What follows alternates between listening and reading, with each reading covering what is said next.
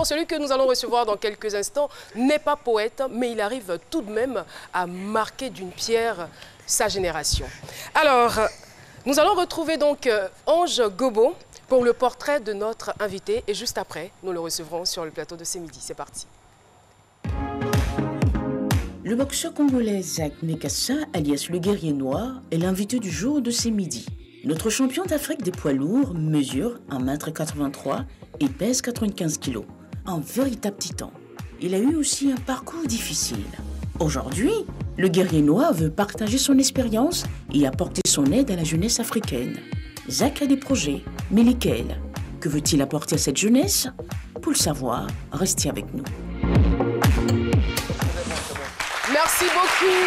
Et pour compléter les dires de Ange Gobo, je dirais que Zak Mekassa est donc kickboxer, entrepreneur, auteur, ingénieur spécialisé dans la sécurité des données informatiques, motivateur et écrivain. Merci d'accueillir le guerrier noir.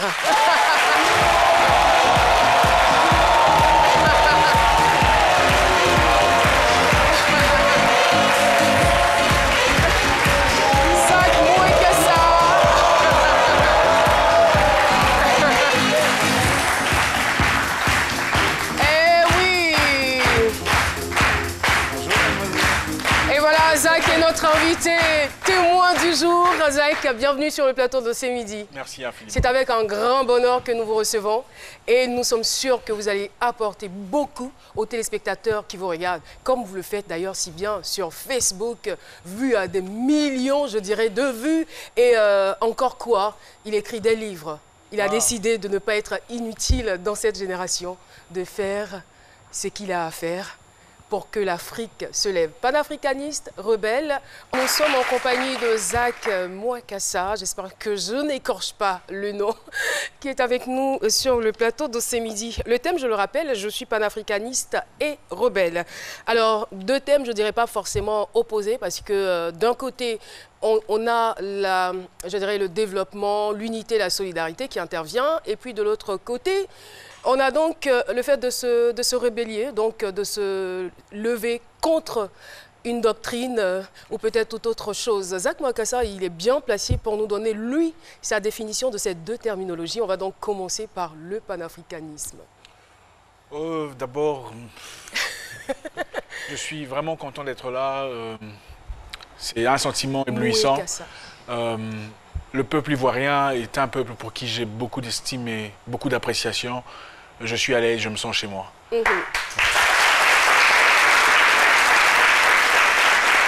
quoi bas? Merci.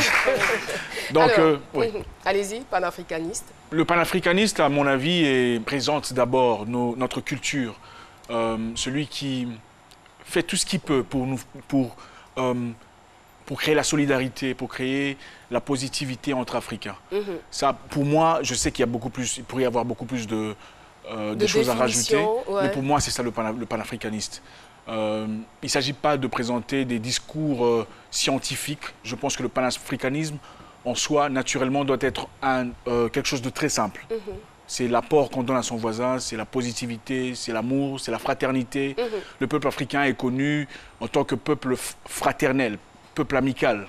Et pour moi, c'est ça la vraie définition du panafricanisme. Et est-ce que vous pensez que nous sommes en train de perdre ces valeurs-là, d'où la révolte ou la dissidence qui se crée en vous? Tout à fait, tout à fait. Je pense qu'il suffit de regarder derrière, regarder nos parents, comment ils vivaient leur temps. Par rapport à nous, c'est complètement différent. Ils apportaient beaucoup plus de soutien, beaucoup plus d'appréciation, beaucoup plus d'apports positifs. Aujourd'hui, nous sommes vraiment devenus individualistes, à mon avis. Le peuple, regardez Instagram, regardez Facebook, c'est moi, moi, moi, moi. Ce n'est plus nous, ce n'est plus la communauté, ce n'est plus je veux que tu ailles de l'avant, c'est je veux aller de l'avant, je ne veux pas qu'il me rattrape. Et pour moi, je voudrais, mon souhait le plus profond est que nous revenions à ces choses-là, les plus élémentaires qui sont l'amour du prochain, le soutien, l'apport positif. C'est ça ma définition. À votre avis, qu'est-ce qui nous a fait... Merci. Qu'est-ce qui nous a fait perdre ces valeurs fondamentales-là? Je pense qu'il y a une panoplie de choses qui nous ont fait perdre ces valeurs. Évidemment, le temps change, beaucoup de choses changent avec. Mais à partir du moment où nous savons définir ce que nous sommes, sans nous perdre, apporter les choses nouvelles qui nous apportent un plus dans la société, sans perdre notre identité, nous serons dans la bonne voie. Et vous, concrètement, on sait que vous êtes boxeur, que vous êtes informaticien réseau, que vous êtes en même temps écrivain.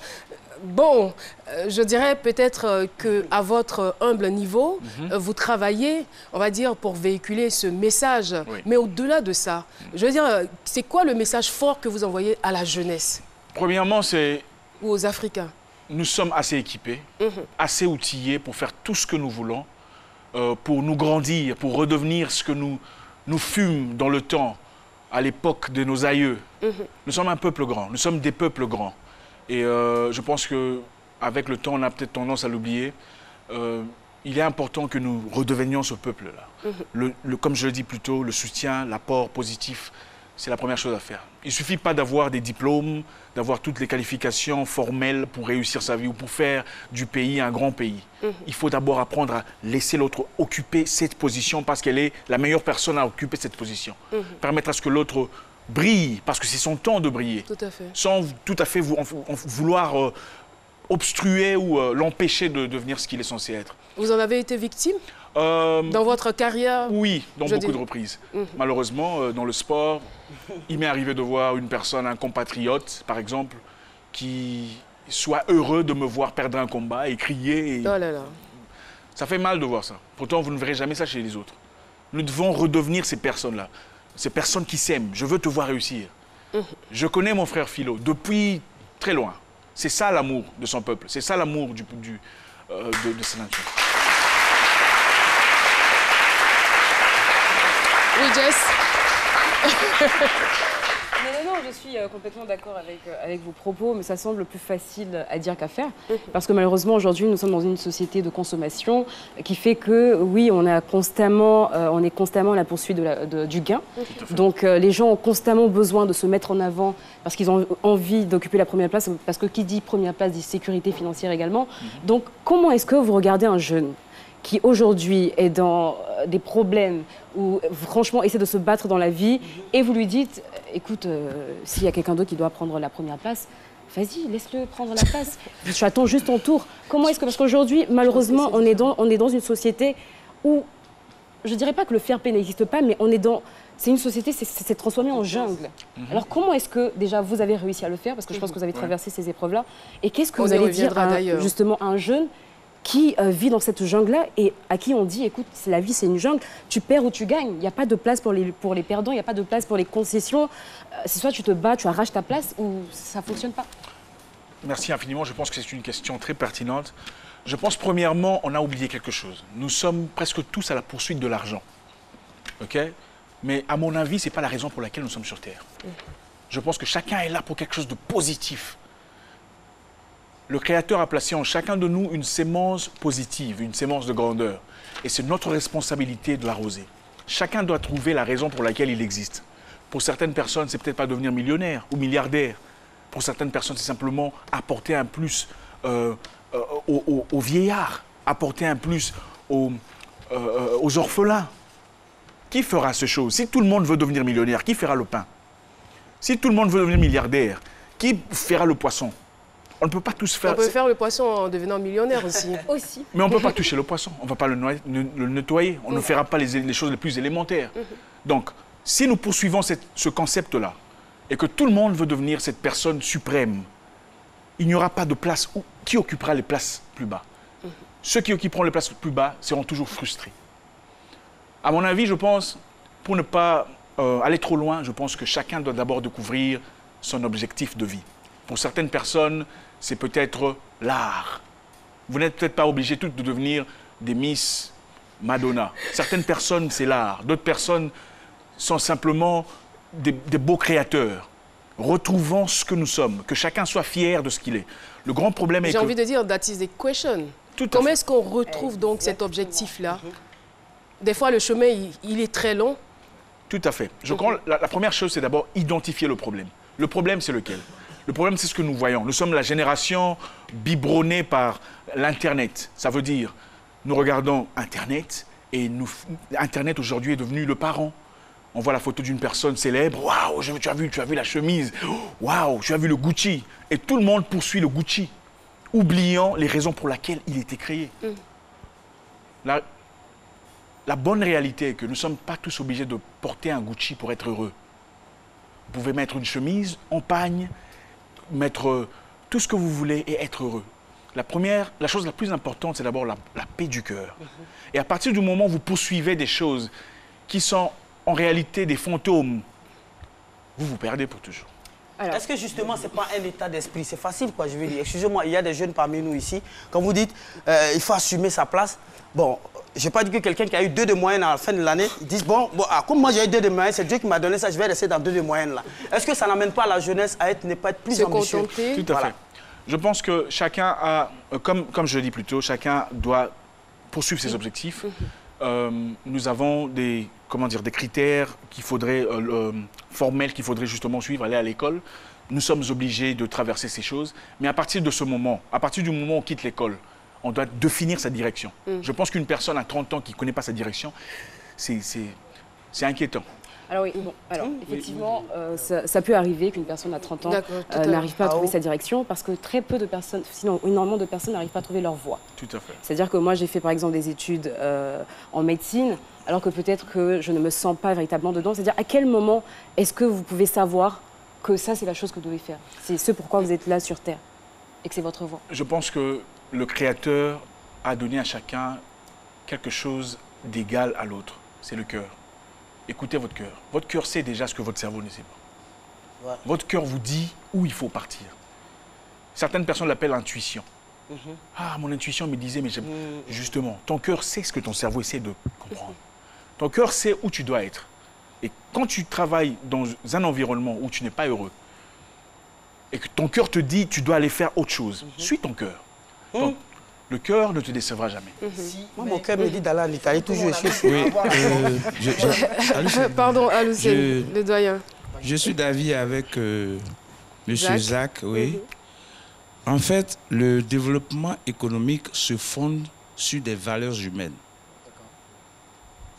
Donc, sur la culture. Absolument. Or, désormais, nous constatons que la corruption, la paresse et les illusions, comme vous le disiez tantôt, font partie de la culture africaine. Que pouvons-nous attendre alors du panafricanisme? Je pense qu'à l'instar du Rwanda, qui est un pays qui a traversé des moments très difficiles en 1994 déjà, après le génocide qui a réclamé plus d'1 million de vies, une atrocité que j'ai eu à vivre d'ailleurs parce que j'étais à l'est du pays, de mon pays. Le Rwanda aujourd'hui occupe la 7e place des pays les mieux gérés du monde.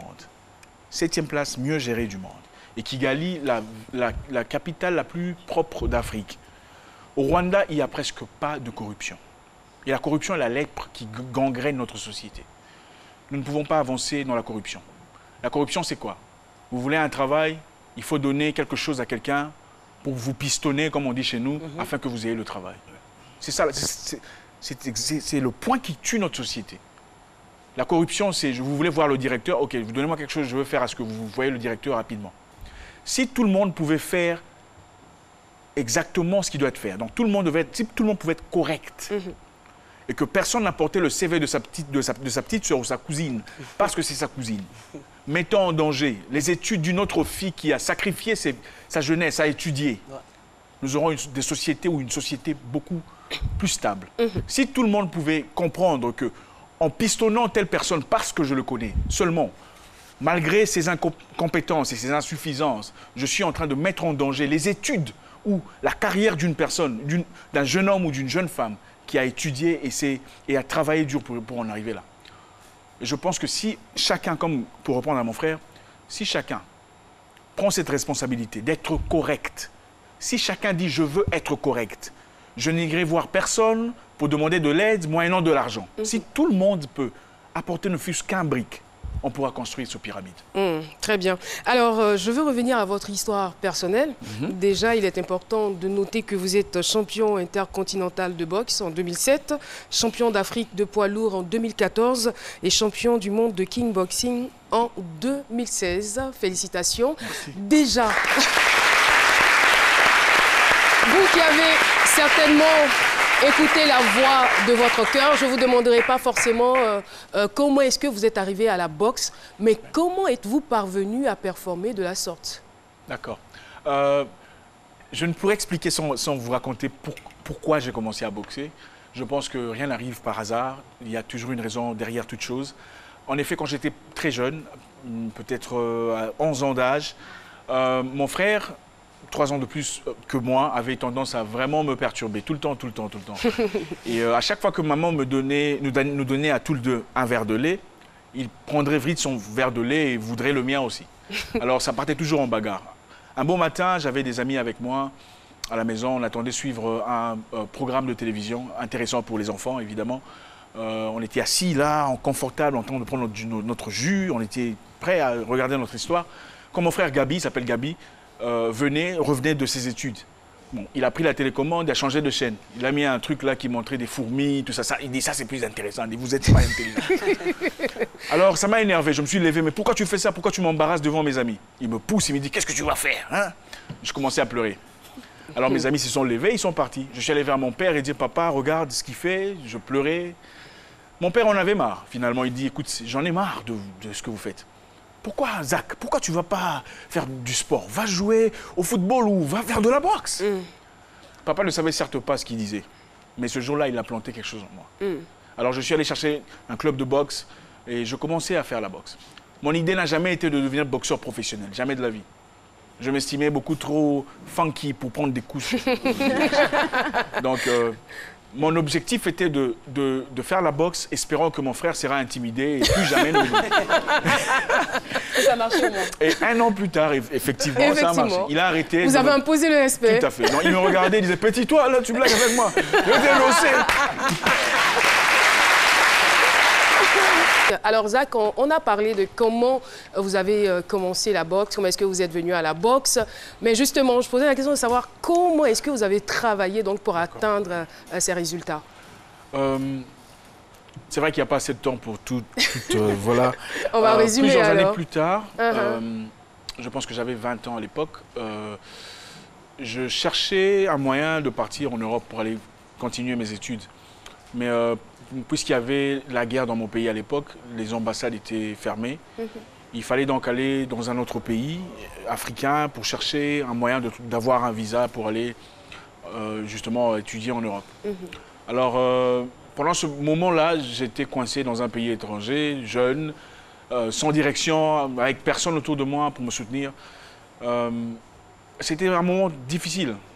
Mais mon père, un travailleur de l'État, voilà, donc il ne pouvait pas assumer ses responsabilités financières à ce niveau-là, dans un pays étranger. Donc voilà, j'ai commencé à faire des boulots très difficiles pour pouvoir...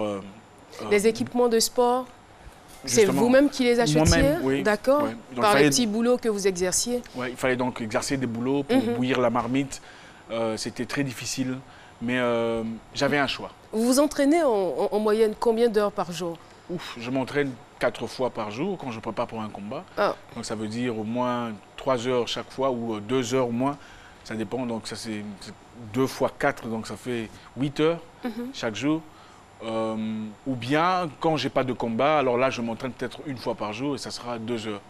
Mais c'est chaque jour. Je ne sais pas si entre boxeur et écrivain, je ne sais pas si c'est une combinaison qui marche vraiment. Il n'y a pas de rapport, généralement. Parce que nous savons tous que très généralement, on pense que ceux qui sont physiquement forts ne sont pas très intelligents dans la tête. Non, c'est pas... C'est un stéréotype que nous... Oui, c'est un stéréotype que nous ça c'est clair. Mais je suis fier d'apporter un plus ou d'être cette personne qui, d'une façon ou d'une autre, en Afrique, essaie de démontrer que ce n'est pas correct.